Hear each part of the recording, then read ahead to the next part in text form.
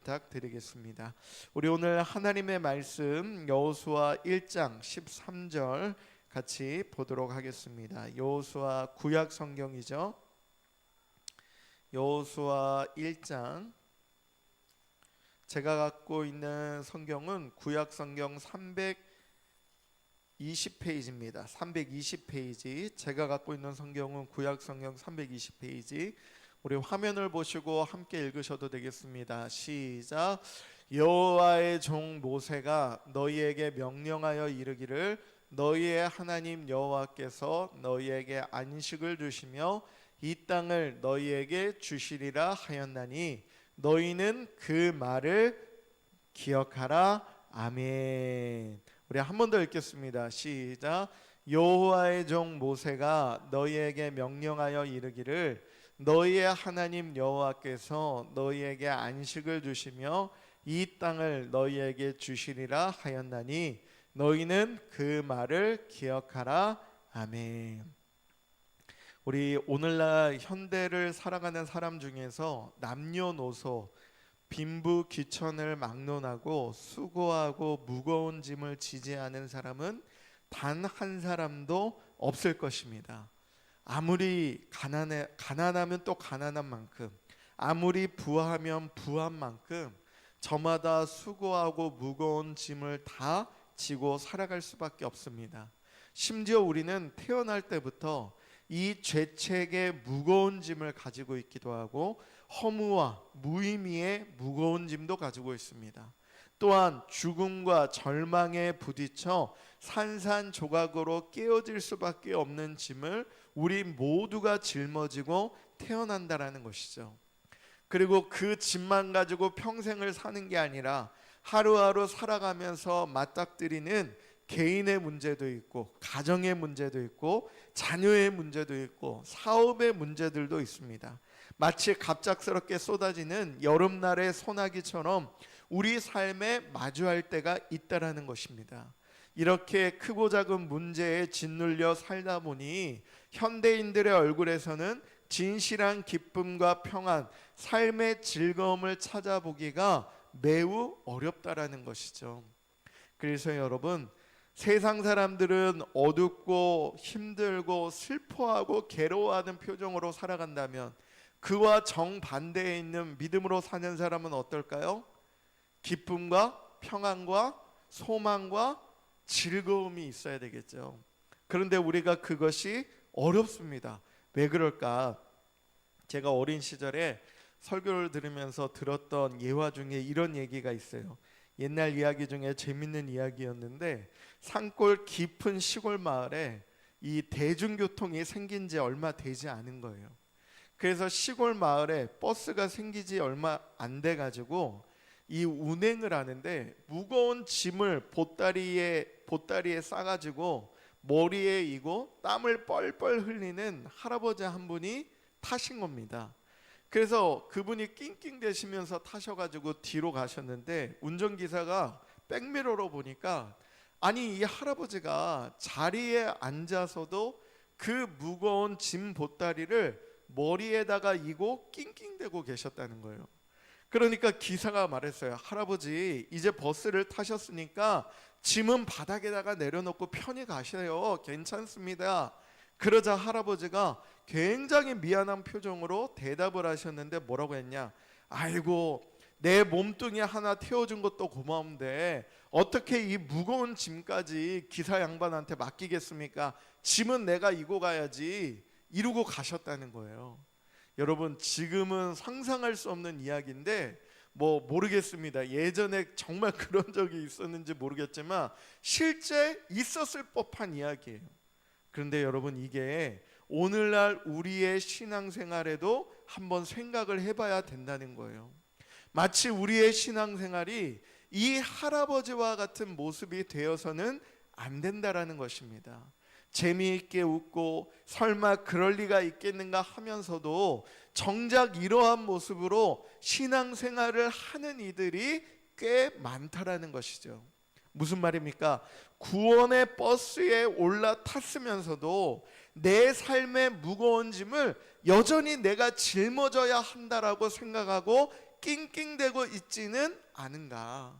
우리는 그것을 진정 생각해 봐야 됩니다. 저와 여러분이 잘 알고 있듯이 문제없는 인생은 없죠. 그러나 문제가 우리의 인생을 파괴하는 것은 아니라는 겁니다.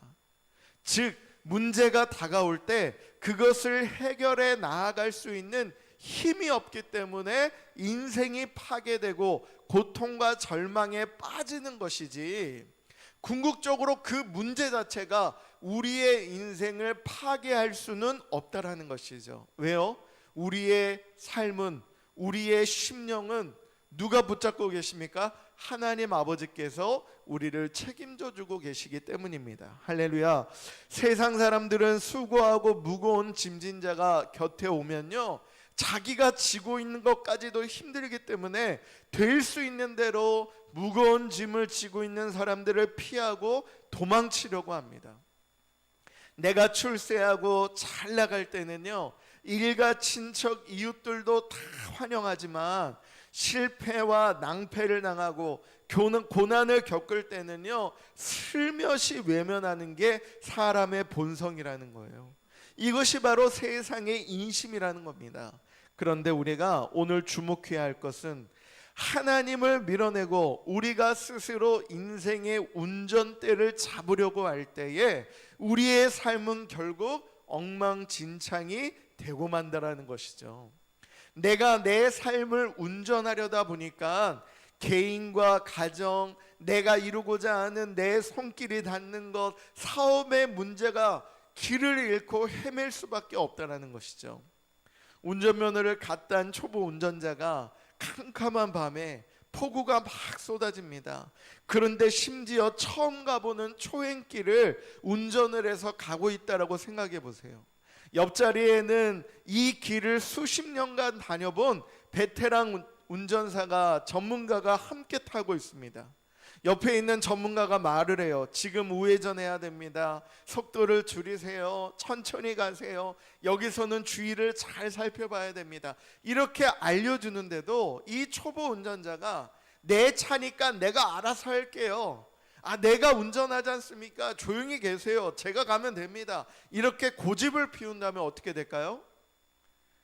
많은 사람들이 어리석은 이유 중에요, 사고가 직접적으로 나야만 깨닫는다는 거예요.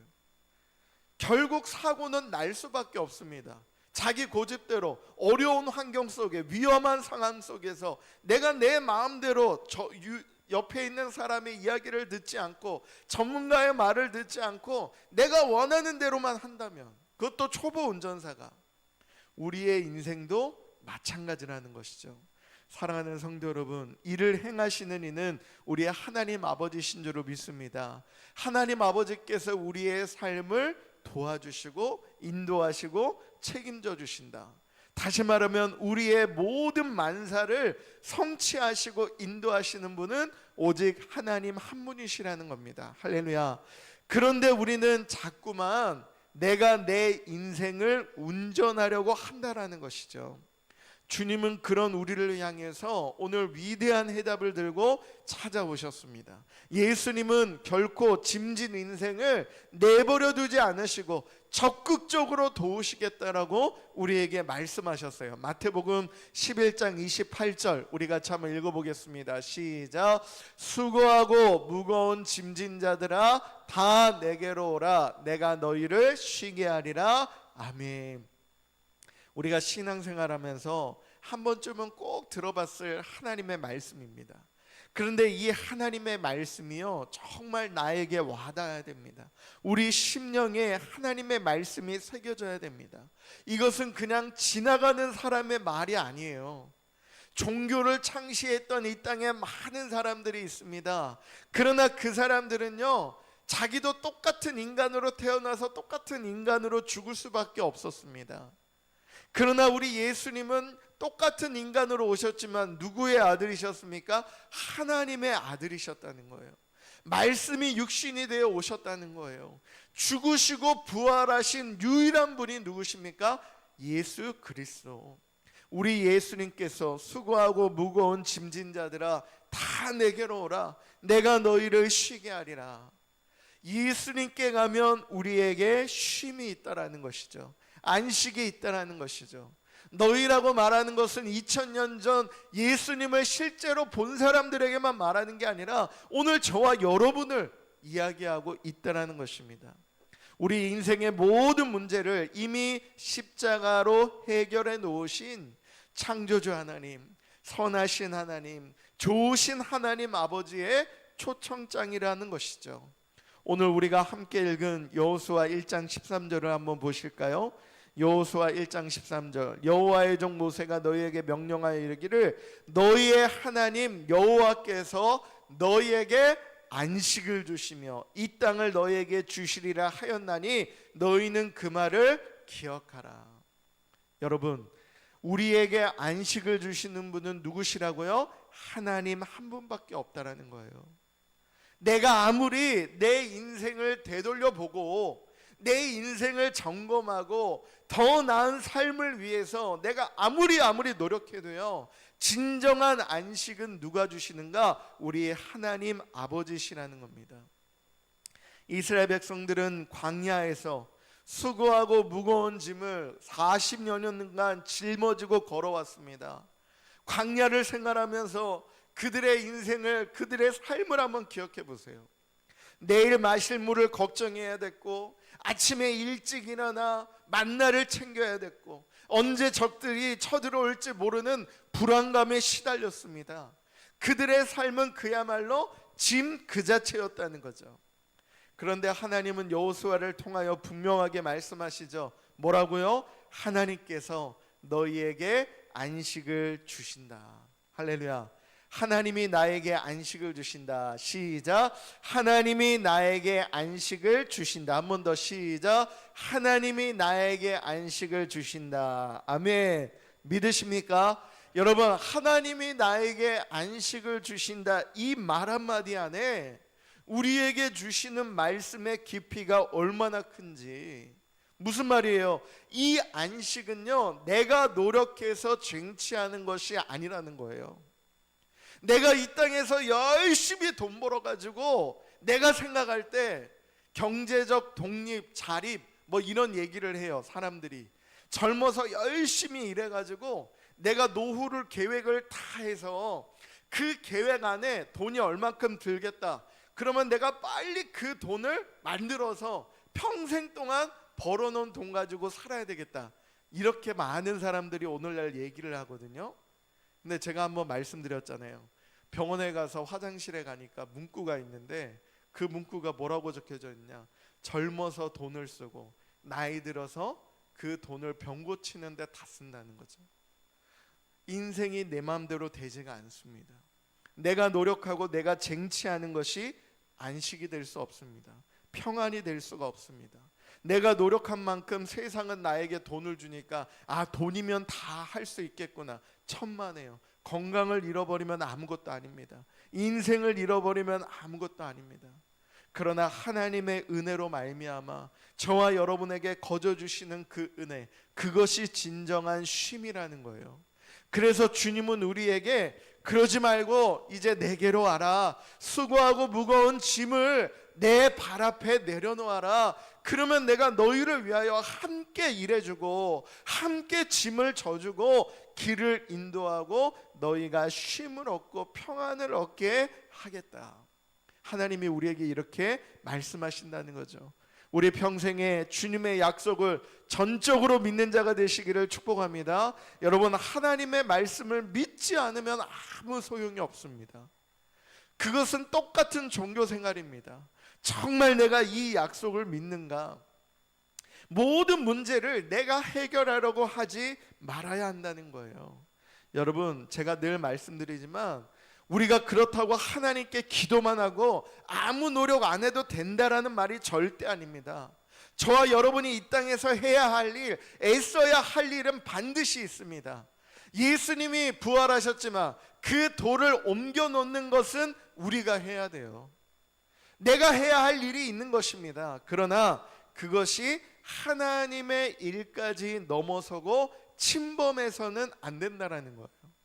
하나님이 마치 저 위에 계신 분, 아니면 하나님은 그냥 어떤 먼 대상으로만 놓고 내가 하나님을 생각하면 마음이 따뜻해지고 위로가 되고, 하나님을 생각하면 그냥 하나님은 나를 다 아시지, 하나님은 나를 다 알고 계시지, 도와주시지, 막연하게 그렇게만 생각하는 존재로 하나님을 만들어 놓아서는 안 된다는 거예요.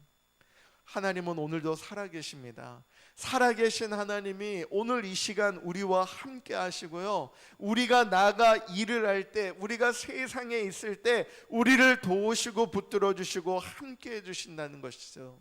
여러분, 그러므로 중요한 것은 무엇이냐? 문제는 내 것이 아니라는 사실을 내 마음속 깊이 인식해야 된다는 거예요.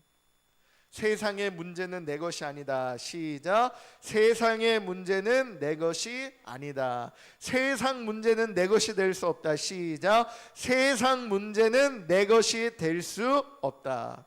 여러분, 내 짐을요 주님 앞에 내려놓을 때, 여호수아 시대 이스라엘 백성들에게 오늘 본문에 약속하셨던 그 젖과 꿀이 흐르는 안식이요, 구약시대에 끝나는 게 아니라 오늘 저와 여러분의 삶에도 임하게 된다라는 것이죠. 하나님이 주시는 안식, 하나님 앞에 나의 짐을 내려놓는 것. 그래서 여호수아 1장 13절, 우리가 놓치지 말아야 할 아주 중요한 반전이 숨어 있습니다. 여호수아가요 오늘 본문에 이 말을 한 대상이요 이스라엘 전체를 향해 놓고 말하는 게 아니었어요. 지금 이스라엘 백성들은 이 하나님이 예비해 놓으신 가나안 땅에 들어가기 이제 점점 가까이 되고 있었습니다. 요단강 동쪽, 즉 먼저 비옥한 땅을 분배받아서 이미 짐을 풀고 안식을 누리게 된 르우벤, 갓, 므낫세 반 지파를 향한 이야기였다는 거예요. 그 가나안이라는 장소는 한 곳이 아니야, 큰 영역이었어요. 그 지파들에게 영역에 따라 이 땅을 나누어 줍니다. 그런데 지금 본문의 말씀은요 이미 그 땅의 일부를 분배받은 지파가 있었다는 거예요. 이해 가시나요? 이들은 가나안 본토로 들어가기 전에 이미 목축하기 좋은 요단 동쪽 땅을 모세에게 요구하여서 허락을 받았습니다. 그러니까 가나안 땅에 들어가면서 그 가나안 땅에 진입을 하는 부분에 이 자기들이 원하는 땅을 분배를 받았다는 거예요. 기업을, 약속을 받았다는 거예요. 하지만 모세가 무슨 조건을 걸었냐? 너희가 땅을 먼저 받았다고 해서 여기에 안주하지 말고 다른 형제 지파들이 가나안 땅을 모두 정복할 때까지 너희가 무장하고 가장 선두에 서서 싸워야 된다. 그게 민수기 32장의 내용이에요. 그러니까 지금 가나안 땅이라는 큰 영역을, 그 지역을 점령해 나가는데 그 땅의 일부를 먼저 분배받은 지파들이 있었어요. 그 지파들은 걱정할 게 있어요, 없어요?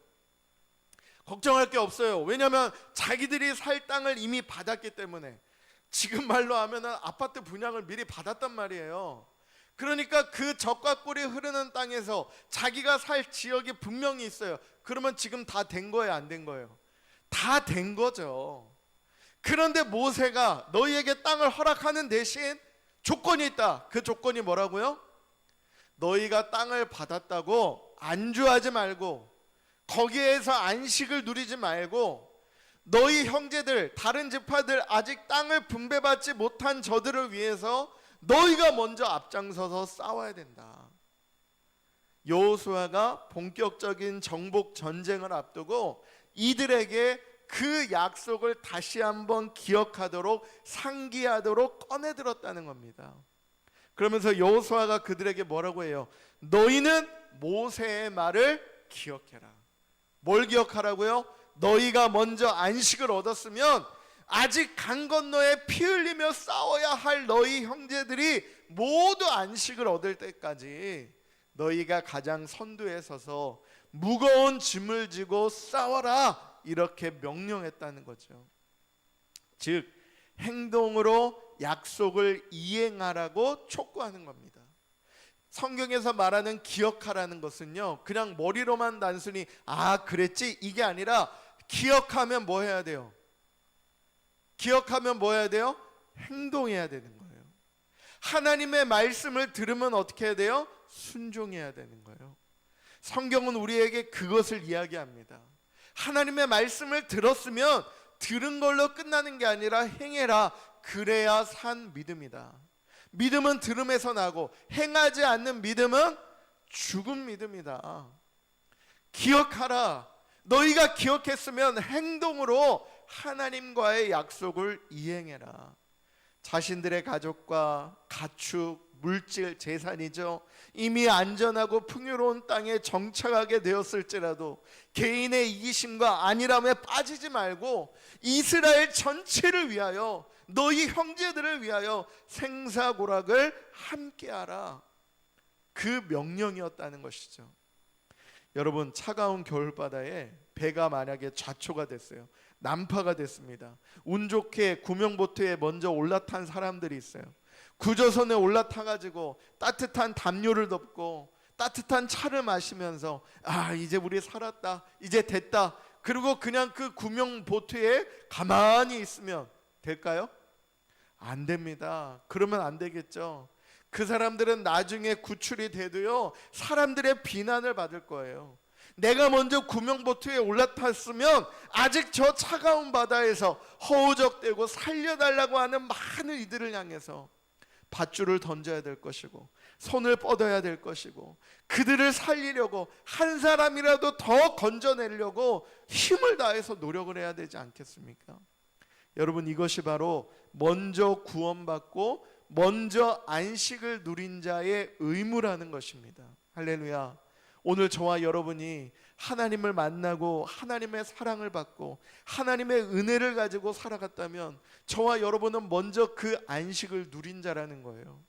하나님이 주시는 기쁨과 소망을 먼저 가진 자라는 것입니다. 저와 여러분이 주님의 품에 안겨서 이 참 안식을 누린 자로서 이기적인 신앙에 머물러서는 안 된다는 거예요. 나 하나 살자고 나에게 집중하는 신앙이 아니라 내 짐은 예수님께 맡겨서 우리가 자유를 얻었다면 이제는 우리는 세상의 무거운 짐에 짓눌려 죽어가는 우리의 이웃들을 돌아봐야 한다는 것이죠. 하나님은 우리에게 그것을 끊임없이 말씀하십니다. 우리의 신앙이 나에 집중되는 순간 다른 사람들은 보이지 않아요. 그러니까 하나님은 우리에게 자꾸만 무거운 짐을 내게 맡겨라, 이렇게 말씀하시는 거예요. 평안이라는 것이 나 혼자 이 땅에 잘 사는 걸로 끝나는 게 아닙니다. 하나님이 주시는 안식은 그냥 우리가 이 땅에서 하나님이 주시는 복을 어느 정도 누리다가 부족함 없게 누리다가 살 만큼 살다가 주님의 나라에 거해서 천국에서 기쁨의 잔치를 나누는 거 아닙니다. 교회는 구조선과 같다는 거예요. 바다에서 휩쓸려가는 파도에 밀려 죽어가는 저들을 구조선에 태워야 됩니다. 무거운 짐을 함께 나누기 싫어서 얼굴을 외면하는 세상의 사람들처럼 하는 게 아니라 얼굴을 돌려버리는 세상 사람과 달리 수고하고 무거운 짐진 자들을 고르시고 부르시고 만나주시고 안아주시고 품어주셨던 그 예수님의 사랑, 이제 우리가 세상에 전해야 할 줄을 믿습니다. 할렐루야. 사랑하는 성도 여러분, 여러분의 어깨에 짓누르고 있는 짐이 있으십니까? 과연 그것이 무엇일까요? 자녀의 문제, 재정의 위기, 도저히 해결될 기미가 보이지 않는 어떤 질병이나 깨어진 관계가 있습니까? 오늘 주님과 절망과 혼돈에 처한 우리에게 재차 기회를 주시는 거예요. 하나님은 늘 말씀으로 주님 앞에 나아오기를 원하십니다. 주님 앞에 돌아오기를 원하십니다. 내가 잡고 있던 인생의 운전대에 손을 떼고 주님을 운전석에 모시는 것, 성령님을 모셔드리는 것, 예수님의 초청에 응하여 아버지 하나님의 품에 안기는 것, 예수님이 주신 능력 가지고 살아가려고 몸부림치는 것, 우리 주님께서 친히 허락해 주시는 이 세상을 살아갈 때에 세상이 알 수도 줄 수도 없는 그 참 평안 우리 예수 안에서, 하나님 안에서, 성령 안에서 누리게 될 줄을 믿습니다. 우리 선하신 하나님 아버지께서 반드시 우리에게 안식을 주십니다. 우리는 그것을 꼭 기억해야 됩니다. 그리고 그 안식을 내가 누리게 되거든 아직 삶의 무게에 짓눌려 울고 있는 우리 이웃들과 형제들을 향해 우리가 손을 내밀어주는 축복의 통로가 되어야 할 줄을 믿습니다. 여러분, 주님 앞에 우리 모든 것 내려놓고 정말 그렇게 참된 평안과 기쁨으로 세상을 이기며 나아가시는 저와 여러분이 되시기를 우리 주 예수 그리스도의 이름으로 간절히 축원합니다. 할렐루야. 우리 시간 함께 말씀을 붙잡고 기도하겠습니다. 하나님, 나의 삶의 운전대가 온전히 주님 손에 달려있기를 원합니다. 내가 내 인생 책임지는 게 아니라 하나님 주시는 품 안에서 아버지 하나님 주시는 평안을 가지고 그 안식을 누리는 자 되게 하여 주시옵소서. 또한 그것에서 한 단계 더 나아가서 이 안식과 평안을 나누어주는 축복의 통로가 되게 해달라고 우리 주여 한번 간절히 부르고 기도합니다.